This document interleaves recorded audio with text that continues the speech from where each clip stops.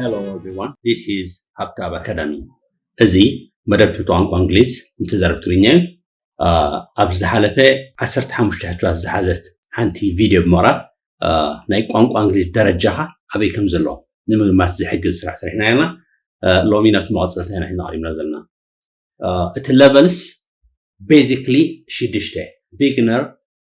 elementary, pre-intermediate, intermediate, upper intermediate and advanced ተባሂሉ ይግለጽ ኣብ ተፋያናይ ካናዳ ኣሜሪካ هم عاد እንግሊዝ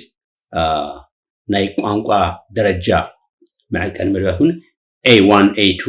ነቲ ቤዚክ ነተን ክልተ ቤዚክ ሌቨልስ B1 B2 ነተን ኢንተርሚዲየት ሌቨልስ C1 C2 ኢልኻ ነተን አድቫንስድ ሌቨልስ ዝገልጽ ኣገባብ ኣሎ ስለዚ ኣብዚ ብምርኮስ ደረጃኻ ኣበይ ከባቢ ከም ዘሎ ንምግማት ዝሕግዝ ሕቶታት ይቐርብ ጸኒሑ ሎሚ ካልኣይ ክፋል ሒዙ ቀሪቡ ኣሎ እዚ ኸ ኣብቲ elementary ዝበሃል ወይ A2 ወይ እውን level 2 ብምባል ዝፍለጥ level መምሃሪ ዝኾነ መጽሓፍቲ ዝተመርኮሰ 10 ሕቶት ኣዳልየ ኣለኹ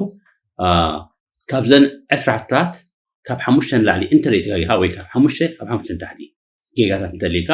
እታ level ናትካ level ማለት እዩ elementary ወይ level 2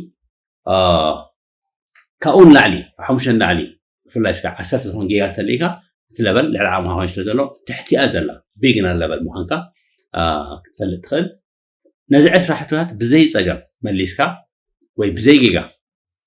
ወይ እንተበፅሑን ሓደ ክልተ ሕቶ ጥራሕ እንተገይርካ እቲ level መለክት ኣለካ ልዕሊኡ ዘሎ level ናብ level 3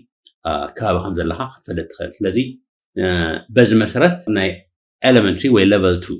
መምሃሪ ዝኾነ መጽሓፍቲ ዝተዋፅአ 10 ሕቶታት ሒዘ ቀሪበ ኣለኹ ሕጂ ናብቲ ሕቶታት ከፍለኩም